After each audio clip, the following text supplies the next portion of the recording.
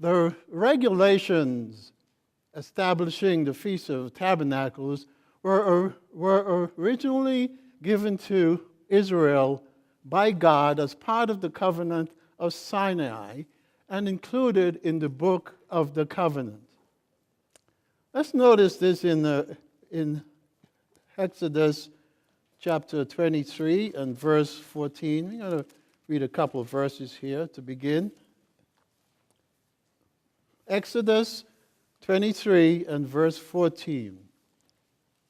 It says, 3 times you shall keep a feast to me in the year. You shall keep the feast of unleavened bread. You shall eat unleavened bread 7 days, as I commanded you in the time appointed in the month of Abib. For in it you came out of Egypt. None shall appear before me empty. And the feast of harvest, and the firstfruits of your labors, which you have sown in the field, and the feast of ingathering at the end of the year, when you have gathered in the fruit of your labors from the field.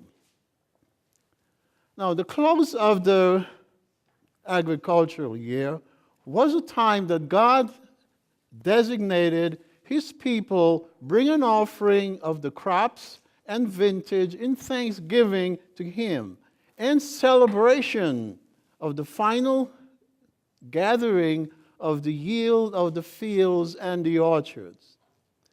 Now, even though this celebration comes, quote, at the end of the year, unquote, symbolically, we know that this time marks the next phase of God's great plan to reproduce themselves. The end result being a truly great harvest of spirit-born children. That, of course, we are very well familiar with. So we see that the physical harvest, in effect, looks forward to the great spiritual harvest. Now, one thing that I'm sure we're all aware of is that it takes work to reap a harvest. You don't just press a button and everything gets plucked, reaped, whatever. It takes work. It takes physical work to prepare a harvest, a physical harvest.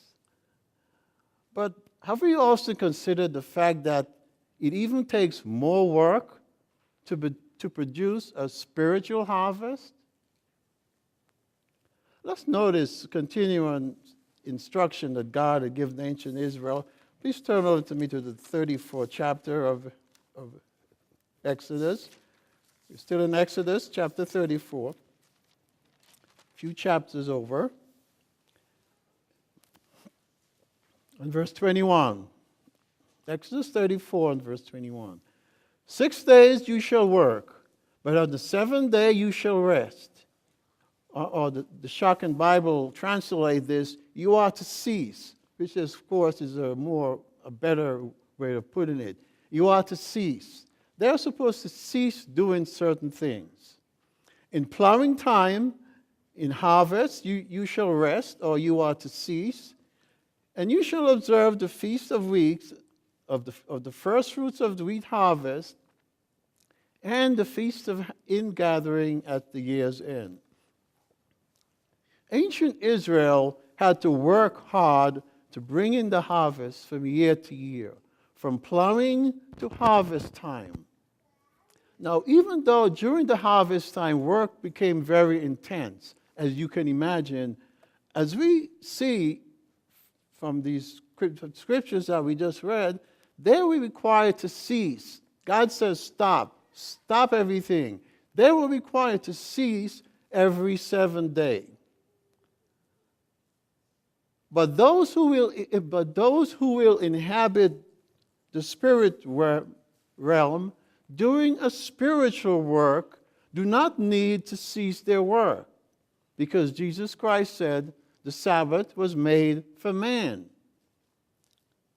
It takes much work to reap a spiritual harvest, more than we can ever think about, more than we can ever imagine. Now, have you ever stopped to consider the work that's required by God and Jesus Christ to produce 144,000 first fruits? Just put yourself, just say, okay, place yourself in a situation as a person of one. How easy it is for God to work with you. You can answer the question yourself. So it takes work. It takes work to produce 144,000 first fruits. As we well know, God and Christ are not working on a spiritual assembly line, producing beings who will just fall into line when chosen from the many who were called. Every one of these individuals must voluntarily do it the way God wants it done. Everyone. As a matter of fact, the religious leaders got very upset with Jesus Christ when he healed a paralyzed man on the Sabbath. And Jesus pointed out to him, "My Father is working until now, and I myself are working." You can just refer to that scripture, John 5 and verse 17. So the work they have been doing in preparing the early harvest does not need to cease. It is a spiritual work. Each one of these individuals in the small early harvest will have fought with the power God has made available to them to get control of a mind from being hostile to God to one that have made a conscious decision to surrender to God. So we are undergoing that process right now. There are those who have already undergone that process and are waiting their wake-up call, so to speak. So in this next phase of their plan, the Most High God and the Word have decided to have others assist them in preparing for the greater harvest. The purpose of those in this small early harvest, that is in the first resurrection then, will be to serve Jesus Christ, to assist him. He is the one who has been given all authority in heaven and in earth. He is the one that knows exactly what has to be done and how it is to be done. As first fruits, as spirit-born children, we're not going to come up with any bright ideas and say, "Have you thought about this?" I don't think so. God knows exactly how it is going to be done. Jesus Christ is in charge. He's going to tell us exactly what to do. And we're going to have a lot of learning to do at that time. Now, in ancient Israel, God chose one tribe from among the 12 tribes to stand before him and serve him in the tabernacle. They were the tribe of Levi. They were the ones who did the physical work in the tabernacle and later the temple. The Levites had a very important responsibility before God. In like manner, brethren, God has also chosen some and have given them the opportunity to stand before him, to serve him now and also in the world to come. There are many important lessons and parallels we can glean from the calling and dedication of the Levites as God's servants. So let's examine today. We're going to take a look at the privileges and responsibilities of the Levites as a result of having been called, of having been chosen by God for a special purpose. The first area we'd like to take a look at is the Levites were chosen by God to come near to him. The Levites were chosen by God to come near to him. Let's notice this in Numbers chapter 3 and verse 5. In Numbers chapter 3 and verse 5. "And the Eternal spoke to Moses, saying, Bring the tribe of Levi near and present them." Or the literal translation of that is, "Cause them to stand. before Aaron the priest, that they may serve him. Now, the word translated here, bring near, is a sacrificial word, and it signifies the presenting of an offering or a sacrifice to God. Of course, we know Aaron was of the tribe of Levi. As a physical high priest, he represented the office of the great high priest who was to come. So the Levites then were not merely chosen to come before a human being to serve him, but what his position, what his office represents. Now we understand, I'm sure, that God the Father calls or brings near, that only those who God the Father calls or bring near can come to Jesus Christ at this time. We don't have to turn there. We're familiar with John 6:44 and also John 6:65. This is one of those things, though, we've heard so many times over the years that is very easy for us to take for granted. And the danger is, brethren, after a while, we can give in to the temptation that, we are caught above the rest of these people around here. We are privileged. And that makes us better than them. In our own minds, that is. That kind of thinking, brethren, is very dangerous. Very dangerous. Let's notice something the Apostle Paul writes in Romans 11. Maybe you like to put a mark in Numbers because we're going to spend a lot of time there. So we're going to come back to Numbers in a minute. Let's look at one verse here in Romans chapter 11. In Romans chapter 11, verse 29, Paul writes, "For the gifts and the calling of God are irrevocable." The gifts and calling of God are irrevocable. Now, the term that's translated gifts from the Greek is derived from the Hebrew word charis, which, of course, we've heard in the past. It means grace. Now, the word that's translated calling, I like to read a couple of definitions. They're very insightful here. Calling, the first one I like to read is, it means to urgently invite someone to accept responsibilities for a particular task, implying a new relationship to the one does the calling. It's rather long, but it's very important.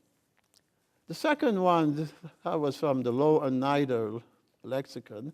The second definition of calling that I like to read is an invitation to experience of special privilege and responsibility. An invitation to experience of special privilege and responsibility. Now, if you notice in both of these definitions, there's one word that's common to both. That word is invitation. It is an invitation.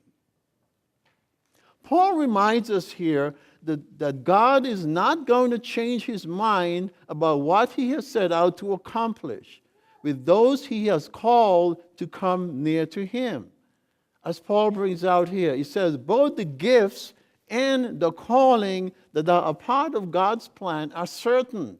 They will not be revoked. They will not be recalled. This means then it's up to each and every one of us to respond appropriately. And the reality is the outcome of that calling is in your hands and it is in my hands. God isn't going to take it back, which means it's up to you and it's up to me to make sure that we respond to that calling. So let's keep this in mind then as we go through, as we examine God's charge to the Levites. Let's turn back to the book of Numbers. Numbers chapter 1, begin at the beginning. Numbers 1 and verse 1. Now, this book begins with God instructing Moses to take up a census, counting only the males of military age, 20 years and older. Numbers 1 and verse 1. Now the Eternal spoke to Moses in the wilderness of Sinai, in the tabernacle of meeting, on the first day of the second month, the second year after they had come out of the land of Egypt. Note how precisely God tells you the time factor here. Exactly when this happened. This is all important for us, information for us to know. Verse 2. Here's the instruction he told Moses.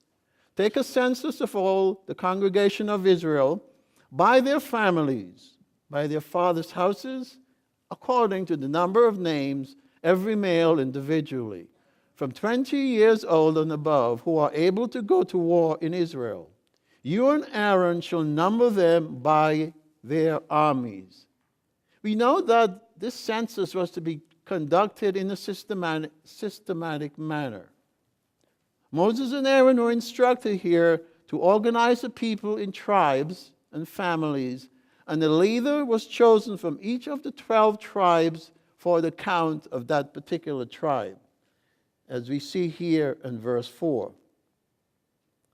Now, and it says, and with you there shall be a man of every tribe, every one head of the house of his fathers.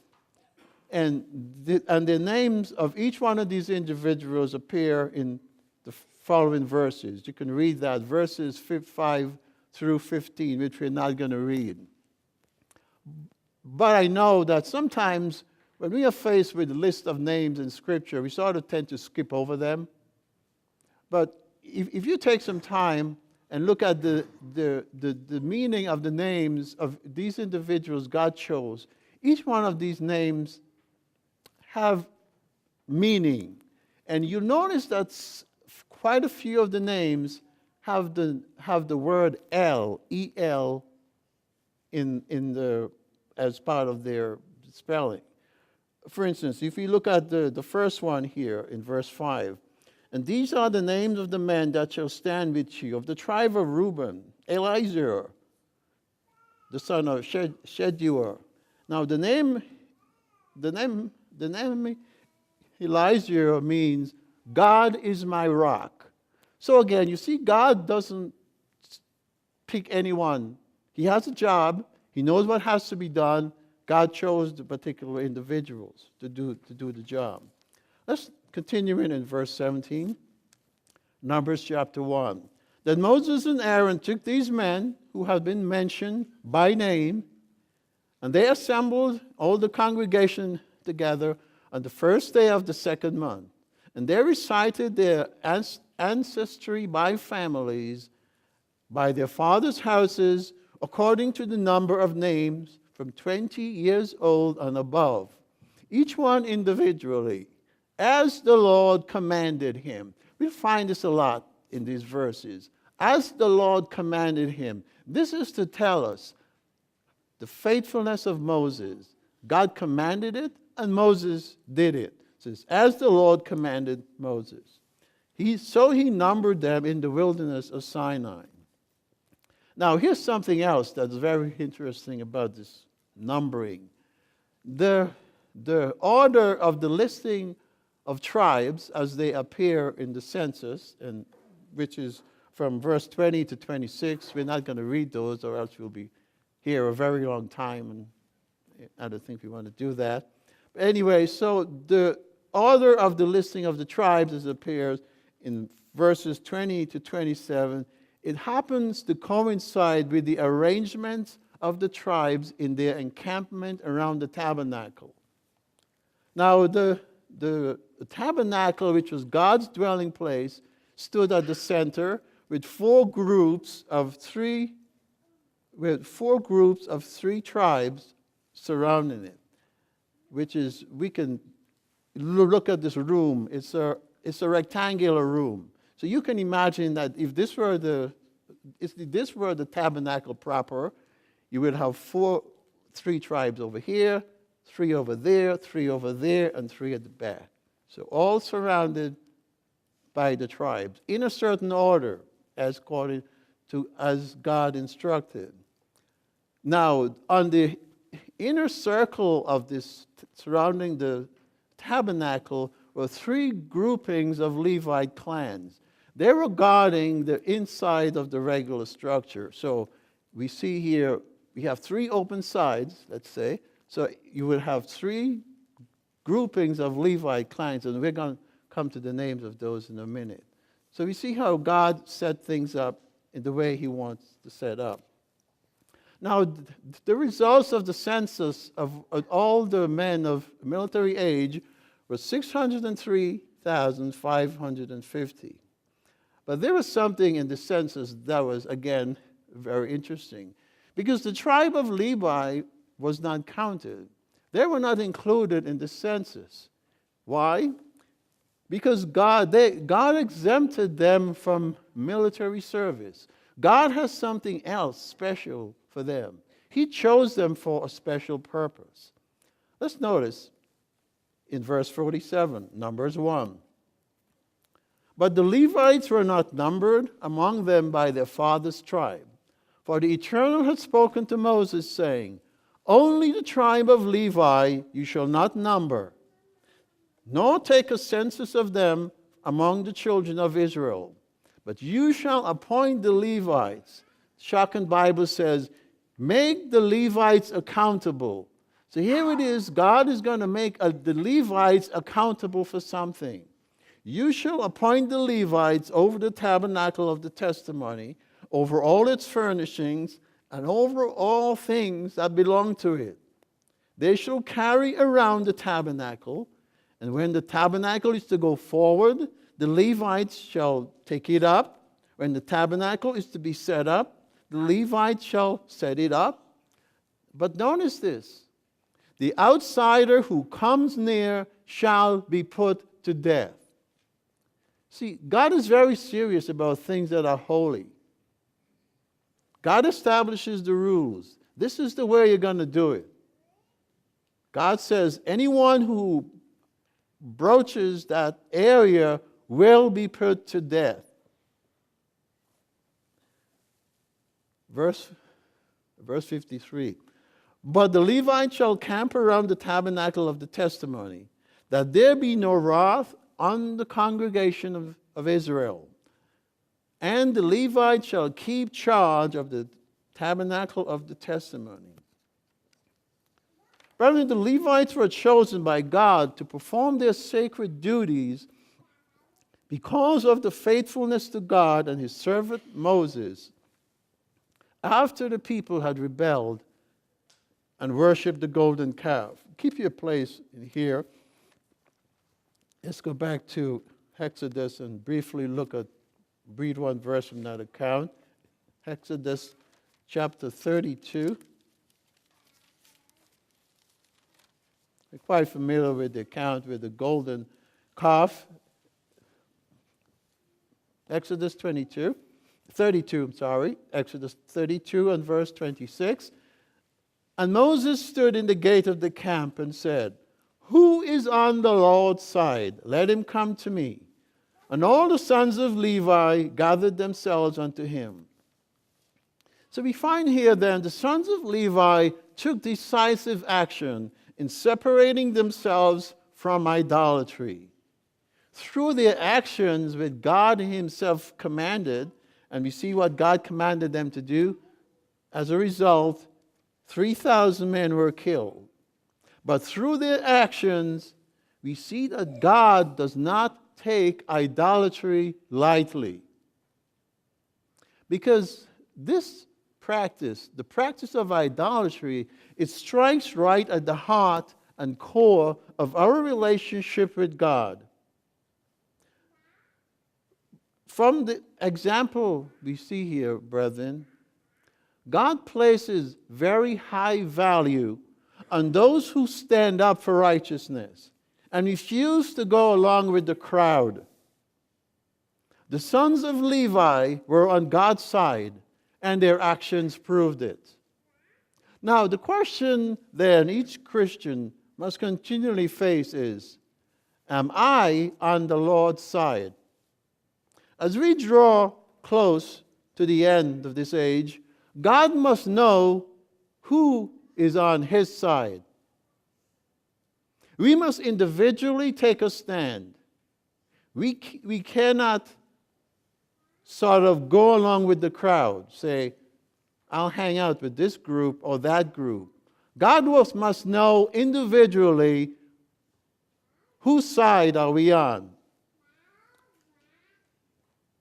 The question is, we can say we're on the Lord's side, but do our actions prove it?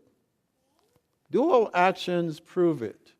Jesus Christ made this abundantly clear to his disciples when he cautioned them during his discourse on the mountain in Matthew 7 and verse 21. Quite familiar with that verse. Matthew 7 verse 21, Christ stated, not everyone who says to me, note what says, not everyone who says to me, Lord, Lord, shall enter into the kingdom of heaven, but he who does the will of my Father in heaven. It is the one who is doing God's will that God looks on favor with. And again, in Luke 6 and verse 46, in Luke 6 and verse 46, Jesus said, but why? Why do you call me Lord, Lord, and do not the things which I say? So again, the question is, brethren, who is on the Lord's side? Jesus Christ knows who is on his side. So we see back in Numbers then, so God showed favor to the tribe of Levi by entrusting them with the sacred duty of being in charge of the tabernacle of the testimony. Now, in general, we read this already, but we just give you a summary of what these responsibilities are. In general, this entailed, number one, carrying or transporting of the tent and the furnishing until the sanctuary reaches its destination. We know when the cloud moved, they had to pack up and they had to go. The Levites were there, they had to pack everything and they had to go. Number two, they had to take care of, that is, keeping and guarding all the tabernacle furnishing and vessels. Remember, God says, better be careful now. If you're not authorized to do this, you're going to die. Number three, they were responsible for encamping around the tabernacle, providing protection from outside defilement, and also to be near for any service that was required. Number four, they were responsible for taking down and dismantling the tabernacle for transport. And number five, setting up and erecting the tabernacle after transport. For anyone else who approached the tabernacle or its furnishings, usurping the holy duties of the Levites, or violating the holiness of the tabernacle, was a grave and a heinous act of disobedience, punishable by death. Now, when God pronounces death for someone who does something against him, it shows clearly that is a sin, because the wages of sin is death. The consequences of sinning is death. Now, God gave to Israel very graphic instructions, physical, of what it means. They actually dropped dead. They had to be very careful as far as their responsibilities. But the tabernacle then was God's dwelling place. And only those who were set apart by God for the tabernacle could participate in the performance of those duties required for transportation, maintenance, guardians, and service. Now, the tribe of the Levites consisted of three clans. They were the clan of Gershon, Kohath, and Merari. Gershon, Kohath and Merari, each with its family branches. They were to encamp in formation again around the tabernacle, thereby forming a perimeter of sacred space around the central holy place. Now, the privilege of being chosen by God to come near to Him comes with grave responsibilities. When God chooses an individual for such a privilege, it is solely due to His gracious favor. He is the one who extends His favor, but the individual who has been chosen has a duty and an obligation to respond. Now, we saw from a physical example the responsibilities the Levites that were placed upon the Levites. So, brethren, consider with us, how much greater then is the responsibility for those God has called to take care of, to guard and maintain the spiritual vessels in which Jesus Christ dwells. How much greater it is for us, Jesus, to take care of the sacred vessels in which Jesus Christ dwells, than for those called to guard a physical sanctuary where Christ symbolically dwelt. Let's go over to Ephesians chapter 2. Note some information here from the Apostle Paul. Ephesians 2 and verse 21, Paul writes, Ephesians 2 verse 21, this is from Green's literal translation, in whom, this whom here refers of course to Jesus Christ, in whom all the building being fitted together grows into a holy temple.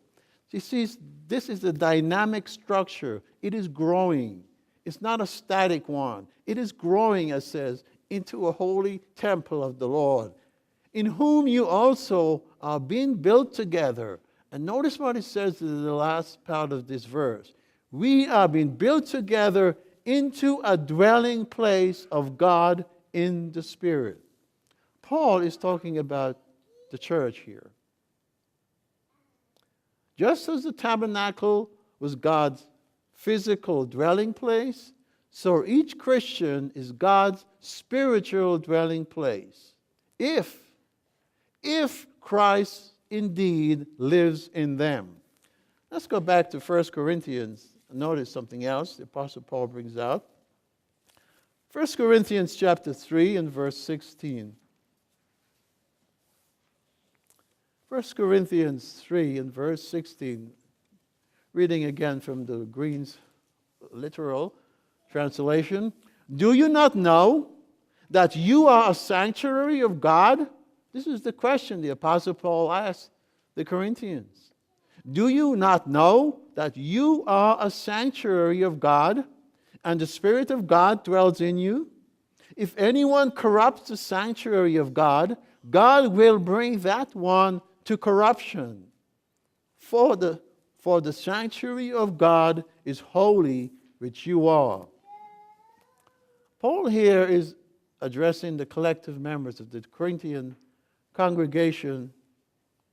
They had a responsibility to be on the lookout for those who would cause defilement to God's sanctuary.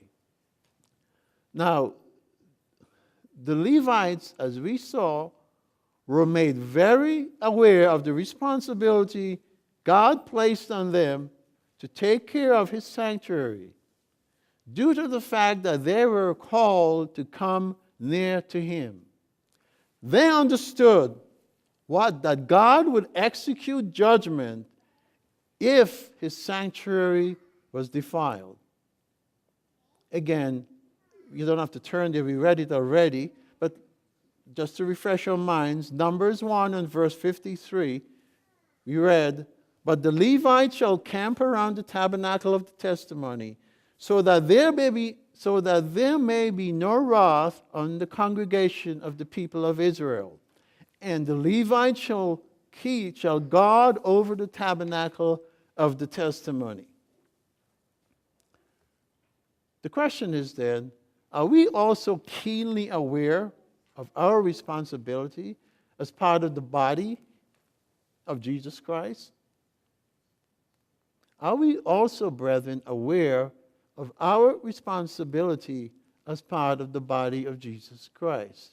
We saw how seriously God takes the charge he gave to Levites. They were to stand in the breach, so to speak, so that someone who violates that sanctity do not die. We find here, as Paul writes to the members of the Corinthian congregation, that the members of the congregation to whom this letter was addressed, they had apparently lost sight of their responsibility. They lost sight of the obligation that were placed on their shoulders. As God expected the Levites to fully discharge their responsibility, the burden of responsibility on us, brethren, is even greater. Remember what Paul says? When Paul states that if anyone corrupts the sanctuary of God, God will bring that one to corruption. Paul meant what he said. Anyone means anyone. Paul is not talking here about a physical corruption. Paul is talking here about total corruption, the second death. God does not take it lightly when his sanctuary is defiled, whether it's his physical sanctuary or his spiritual sanctuary, as in the case of the church. The sanctuary can be corrupted by such things as strife, pride, boasting over human leaders, partisanship, and so on and so forth, as Paul brings out in his letter. Remember, they were saying, we are of this individual, we are of this person. Let's turn over to chapter 6 in 1 Corinthians. Continuing on. 1 Corinthians 6, verse 18. Paul writes, flee fornication. Other translations have sexual immorality. Flee fornication. Every sin which a man may do is outside of the body. But he doing fornication, or the sexually immoral person, sins against his own body. Paul continues again in verse 19. Or do you not know? Apparently, they either were unaware of it or forgot about it. Paul asked the question, do you not know that your body is a sanctuary of the Holy Spirit in you, which you have from God, and that you are not of yourselves? Or other translation says, you are not your own. You were bought with a price. Then glorify God in your body and in your spirit, which are of God's. The individual Christian's body is a sacred member of Christ himself. If you drop up, look at the first couple of verses earlier, verse 15, Paul writes, do you not know that your bodies are members of Christ? Verse 15, same area. So the individual Christian's body is a sacred member of Christ himself. And as such, it is a sanctuary of the Holy Spirit. It is each Christian's responsibility then to keep his or her body free from defilement. We must never forget the warning again given earlier to those who defile God's sanctuary. God will destroy that person. God does not take lightly the one who treats his sanctuary lightly. Now, another special privilege God granted to the Levites was that the Levites were chosen by God to be his firstborn. The Levites were chosen by God to be his firstborn. Let's go back again to Numbers, this time Numbers chapter 3. Numbers chapter 3, verse 11. Then the Eternal spoke to Moses, saying, Now behold, I myself have taken the Levites from among the children of Israel. Instead, Shocking Bible says, in place of.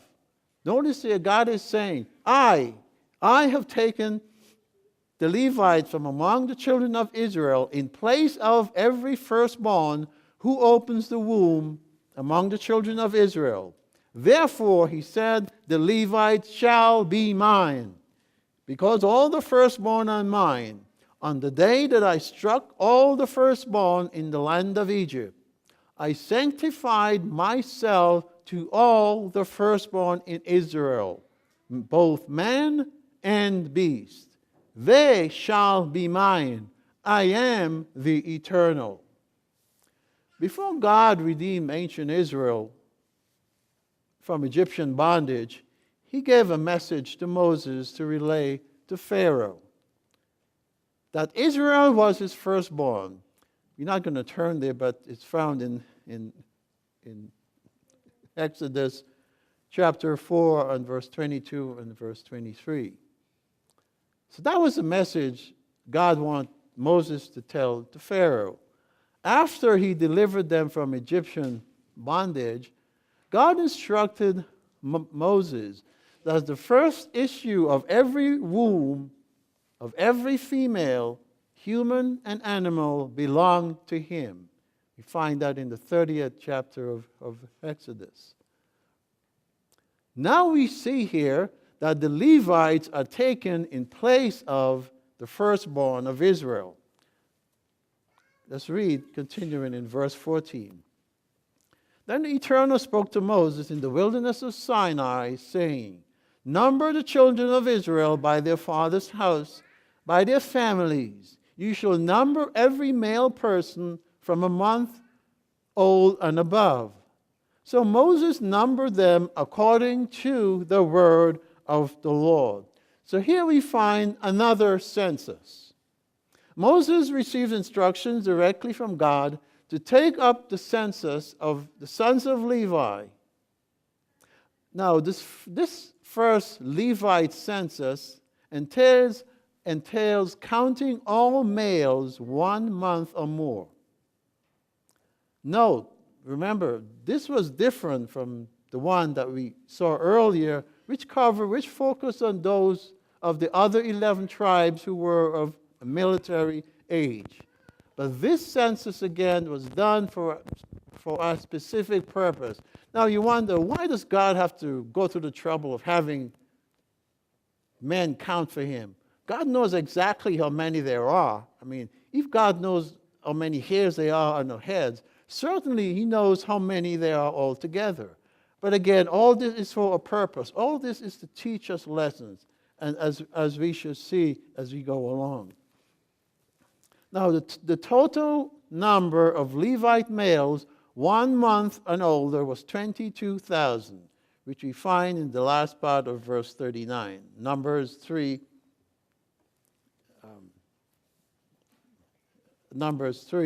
and verse 39 says, all the males from a month older and above were 22,000. So 22,000. So let's continue to read, dropping down to verse 40. Then the Eternal said to Moses, number all the males of the children of Israel from a month older and above, and take the number of their names. And you shall take, now this is the third census now that we see here. Third census. First you had all the males for 11 tribes, the males of Levites. Now we go back to the males of Israel. You're going to see the reason why. And you shall take, verse 41, and you shall take the Levites for me, I am the Eternal, instead of or in place of all the firstborn among the children of Israel. and the livestock of the Levites. Now, this includes the livestock. This means everything. God is taking everything now that belonged to that was firstborn. And the livestock of the Levites, of the children of Israel. So following then the census of the Levite clans, God instructed Moses to take a census of the firstborn males from 1 month and above of the other tribes. Now that number was 22,273. So on the one hand, you have all the Levites males of 22,000, on the other hand, 22,273. Not an equal number. God knows this. He's going to take care of it, as we're going to see. So we see here the total number of males, then they were an excess of 273 unredeemed firstborn beyond the census of the Levites. Remember, God says, I'm going to take the Levites in place of the firstborn of Israel. But if there are only 22,000 males of the Levites, he could only take 22,000. So there were 273 that were left. But God took care of that. Let's continue on. God wanted to make sure that no one is left out. No one is unaccounted for. Every Levite male had to be redeemed. Every last one of them had to be accounted for. Then verse 44. Then the Eternal spoke to Moses, saying, take the Levites instead of, or in place of the firstborn among the children of Israel, and the livestock of the Levites in place of their livestock. Notice what he says here. The Levites shall be mine. I am their Lord. Now, as we remember, as we all know, that redemption of Israel was through the blood, through the sacrifice, of course, through the blood of the Passover lamb, whose blood signaled the death angel to deliver the faithful Israelite household from death. Therefore, since the firstborn males of Israel belonged to God as his servants, they could now be redeemed. There were two methods that they were redeemed. Number one, the rendering of the Levites a substitutionary payment. And number two, the payment of 5 shekels for those unaccounted for in the Levite census. So what was not accounted for, remember, we had 273 excess. God says the payment of 5 shekels would be what you will use to redeem the Levites. So in effect, brethren, what we have here is through redemption, the Levites now become the ones who were redeemed by blood because they were substituted for the firstborn of Israel. Now, what effect did redemption have? What did that mean to the Levites? Let's just rehearse again some verses we read earlier. I'm not going to read all of them. Verse 12. Now behold, God says, I myself have taken the Levites from among the children of Israel in place of every firstborn who opens the womb among the children of Israel. And this is what we want to stress. Therefore, God says, the Levites shall be mine. In verse 13, we find the phrase again. God says, the Levites shall be mine. I am the Eternal. In verse 45, God says again, the Levites shall be mine. I am the Eternal. 3 times in this chapter, God explicitly states the Levites belong to him. They now become God's firstborn, chosen by him for lifetime service to him. Now, so important, brethren, was the service of the Levites that they could not be engaged in any other occupation. Their lives revolved around service to God. Let's notice this in Numbers 18 and verse 20. In Numbers 18, verse 20, then the Eternal said to Aaron, you shall have no inheritance in their land, nor shall you have any portion among them. I am your portion and your inheritance. This is what God told Aaron. Aaron and the Levites then, their inheritance was not any physical territory that God gave them as from among the other 12 tribes. Their inheritance was a holy inheritance.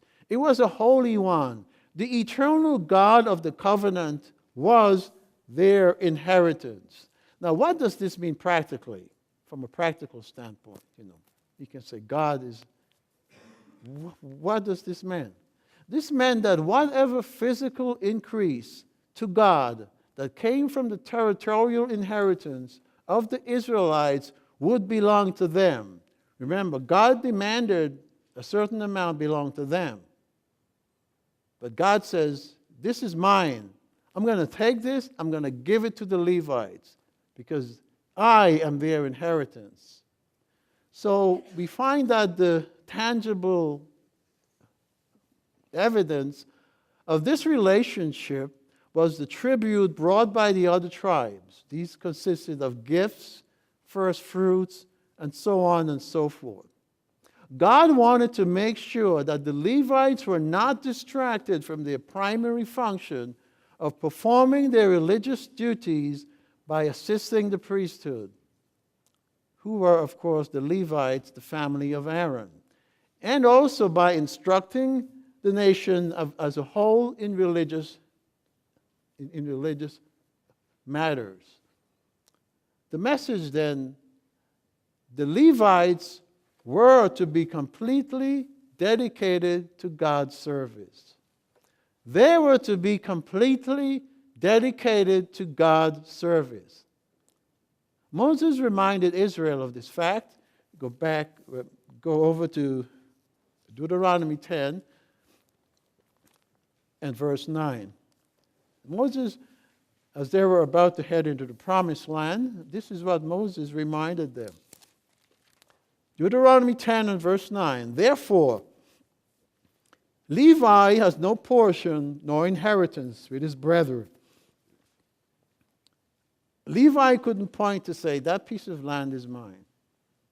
Anything that they receive from God. The Lord is his inheritance, just as the Lord your God has promised him. Brethren, this was an incredible privilege of those chosen to be the firstborn of God. As the Levites were chosen by God to be his firstborn, so too is the church. Let's go over to Hebrews chapter 12. The Apostle Paul has recorded something for us here. Hebrews chapter 12 and verse 22.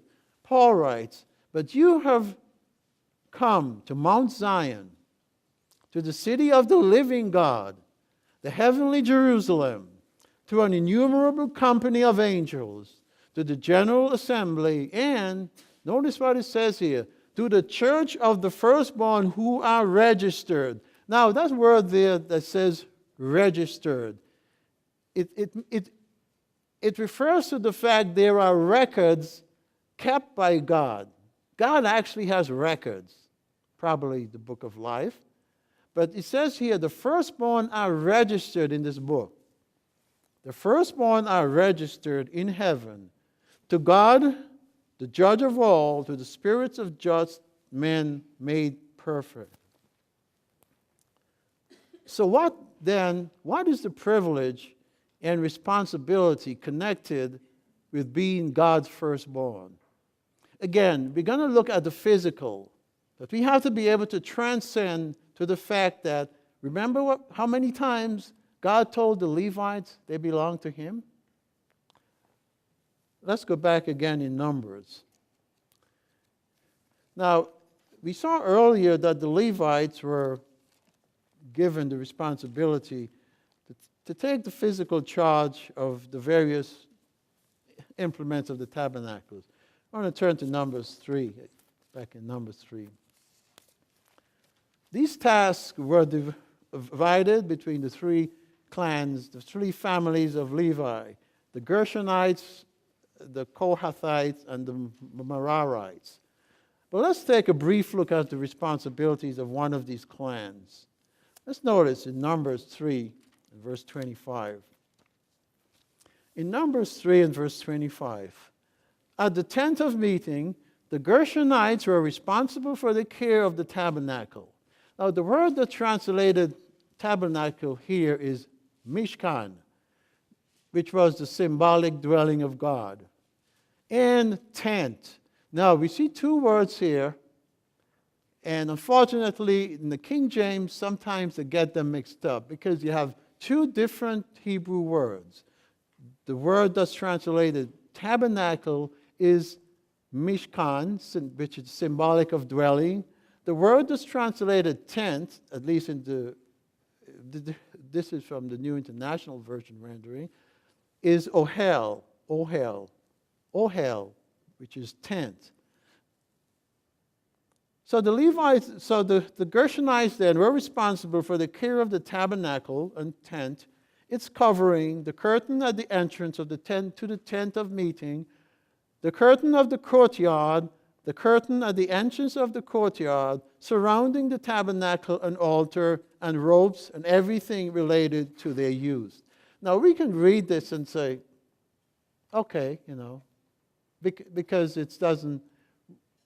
We are not there. We don't know. We have to transport yourself to the reality. Remember what we just read earlier. Only certain persons could come near and touch these. Okay?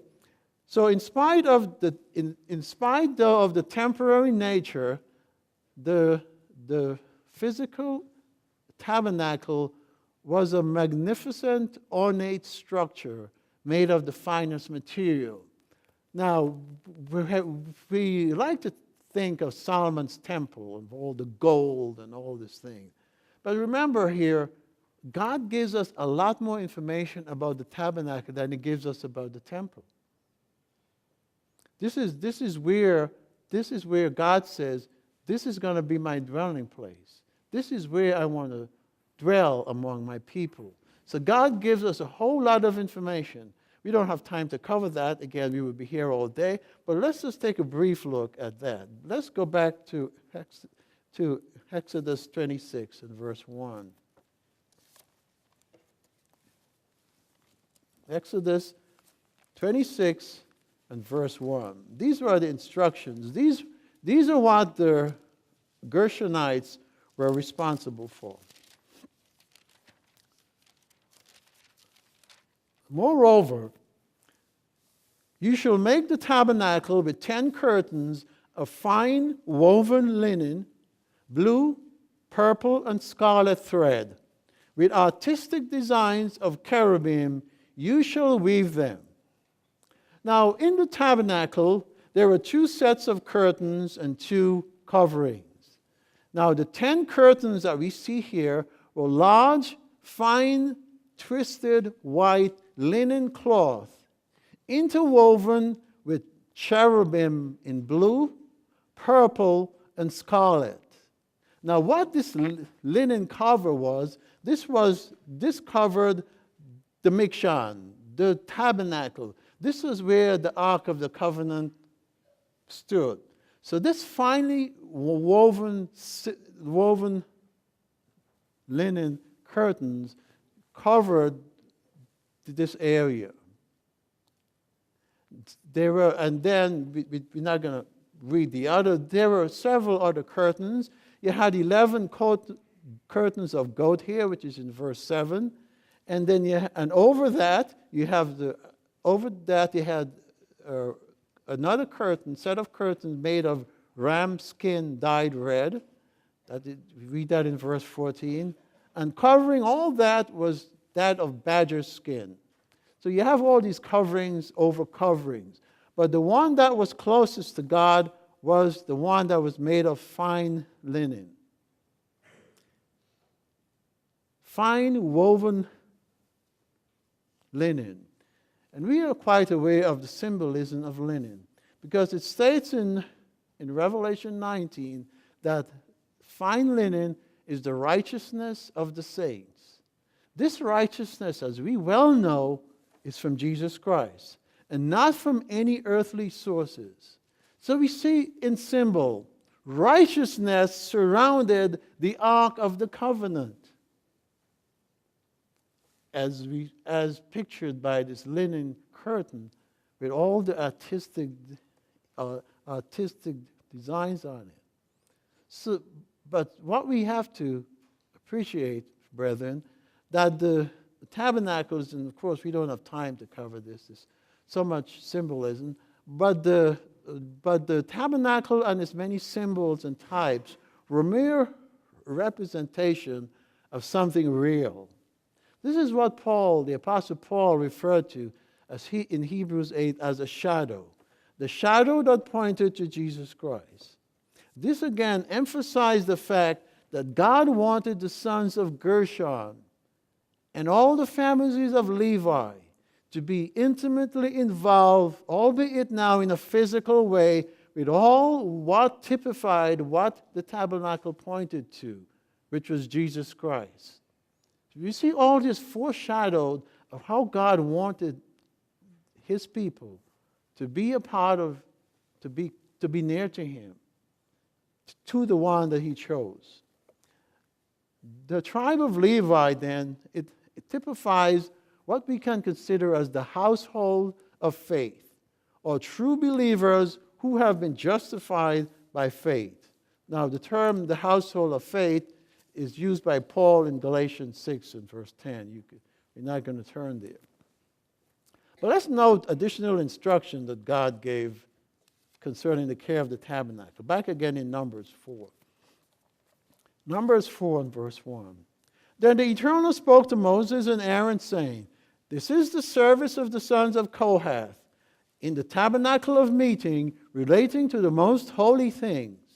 When the camp prepares to journey, Aaron and his sons shall come, and they shall take down the covering veil and cover the ark of the testimony with it. So we find here another one of the clans, another one of the families of Levi, the sons of Kohath. They were charged exclusively among the Levites to transport the sacred components of the tabernacle. But they could handle the implements only after the priests, the sons of Aaron, had wrapped the separate, these had been wrapped in a way God prescribed. Let's notice this in verse 15. And when Aaron and his sons had finished covering the sanctuary and all the furnishing of the sanctuary, when the camp is set up to go, the sons of Kohath shall come to carry them. They shall not touch the holy things, lest they die. These are the things in the tabernacle of meeting which the sons of Kohath are to carry. So at the conclusion of the priestly preparation for preparing the tabernacle and its holy vessels, the Kohathites would enter into the area and man the poles which would preserve the sanctity of the various objects from human contamination or defilement. Again, remember the warning God issued. No one is to touch them, or lest they should die. What you see here then is the absolute holiness of God is to be maintained symbolically. God is showing us in symbols now. This is symbolically for us. Through the maintenance of the sanctity of those things that serve to worship him. Now, what does that mean for us? The Apostle Paul encouraged Christians to present their bodies as living sacrifices, holy and pleasing to God, as implements of holiness that should remain undefiled. Now, consider, brethren, if God was so careful in instructing the Levites, the Kohathites, the Merarites, and others, be careful when you handle these implements. How much more does God expect from us? how much more does God expect from us, in whose spirit Jesus Christ dwells? This is not a symbolic thing as far as Christian is concerned. If Christ indeed is dwelling in us, let's note Romans 12. We're quite familiar with this, but let's read it. Romans 12 and verse 1, Paul writes, and notice how he entreats the brethren. I beseech, other translations have, I implore, I exhort. I beseech you, therefore, brethren, by the mercies of God, that you present your bodies a living sacrifice, holy, acceptable to God, which is your reasonable service. And do not be conformed to this world. Brethren, have we got the message yet? Have we? Do not, Paul says, under the inspiration of God, do not be conformed to this world, but be transformed by the renewing of your mind, that you may prove what is good and acceptable and perfect will of God. Likewise, the Apostle Peter urged Christians to be holy, purified by the obeying of the truth, instead of being conformed to the desires of this, to the evil desires of this world. Let's notice this in 1 Peter chapter 1. 1 Peter chapter 1 and verse 13. 1 Peter 1 and verse 13. Therefore, Peter writes, gird up the loins of your minds. Peter says, it's time for us to wake up. Gird up the loins of your minds and rest, be sober, and rest your hope fully upon the grace that is to be brought to you at the revelation of Jesus Christ. As obedient children, not conforming yourself to the former lust as in your ignorance. But as he who has called you is holy, you also be holy in all your conduct. Because it is written, be holy, for I am holy. Dropping down to verse 22, continues, having purified your lives, brethren, have we noted how God insists the purity of his sanctuary remain pure, remain undefiled. Peter says, having purified your lives by obedience to the truth, unto unfeigned brotherly love through the Spirit, love one another fervently with a pure heart. For you have been begotten again, or you have been begotten from above, not from corruptible seed, but from incorruptible, to the living Word of God, which remains forever. The sons of Levi were given the stupendous opportunity to work for God. God called them to come near to him. In addition, God made them his firstborn. They belonged to God. They were given no physical inheritance because the eternal God was their portion. Brethren, as the first fruits of God's harvest, are we still looking to someone or something else to hang on to besides God? Is God our portion? We, brethren, we belong to God. Let's notice this. The Apostle Paul brings this out in Romans chapter 14. Romans chapter 14, verse 8. Romans 14 and verse 8, Paul writes, if we live to the Lord. If we die to the Lord. So then, whether we live or die, we belong to the Lord. We belong to the Lord. God exclusively has ownership of each and every one of us that he has called and has given his Spirit. We belong to him. And as Paul writes in chapter 8 and verse 14, we are his children. He also writes in chapter 6 and verse 22, we are his slaves. So we wholly belong to him. And let's understand, brethren, if we are not actively seeking to come near to him, we will drift further and further away from him. God is not going to come chasing after us. Once he has called us, once he has drawn us near, God expects us to respond. Let's notice then, for our last scripture, Psalm 16. Psalm 16 is one of those messianic psalms, but these are also the words of David. Psalm 16, it says, Miktam of David. David writes, preserve me, O God, for in you I put my trust. Now, literally, that could be translated as, protect me, O God. Now, here's a scenario we can put ourselves into. We go to God, we said to him, protect me, O God. God asks you, why should I protect you? Give me a reason why. Tell me why. We see the answer that David gives here. In you I put my trust, because I have taken refuge in you. So the question is, have we taken refuge in God? Who are we taking refuge in?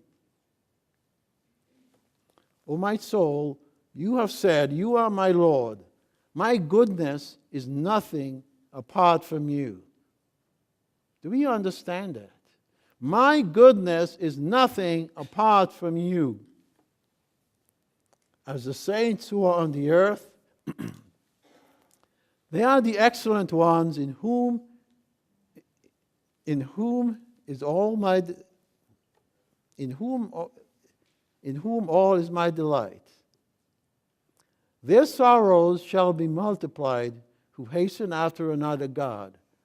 This is, again, an explicit warning against idolatry. Their drink offerings of blood I will not offer, nor take up their names on my lips. O Lord, says David, you are the portion of my inheritance. David explicitly understood this. He says, O Lord, you are the portion of my inheritance and my cup. You maintain my lot. So, brethren, we have God for our inheritance. But we have God for our inheritance to the degree that our minds are actively occupied with his ways and his thoughts. But we must know God. We must know his character. We must know his heart. We must know his relations to us. We must know his thoughts of good concerning us. Not just intellectually, but for all practical purposes. We must know these things. We must be striving, brethren, to give up the material and the created if we are to take hold of the divine and the heavenly. If we want God to be our portion, we must be willing to give up everything. Isn't that what we promised before we were baptized? Isn't that what Christ told us? We must be willing to give up everything. The reality, as Christ states, we cannot serve God and mammon. What applied to the Levites physically, brethren, applies to us to a much, much greater spiritually. They belong to God. They were his firstborn. God said, "You are mine. You belong to me." The question is, though, what does it take? What should we be doing now to be completely devoted to and serve only one master? For that, you'll have to wait for next time.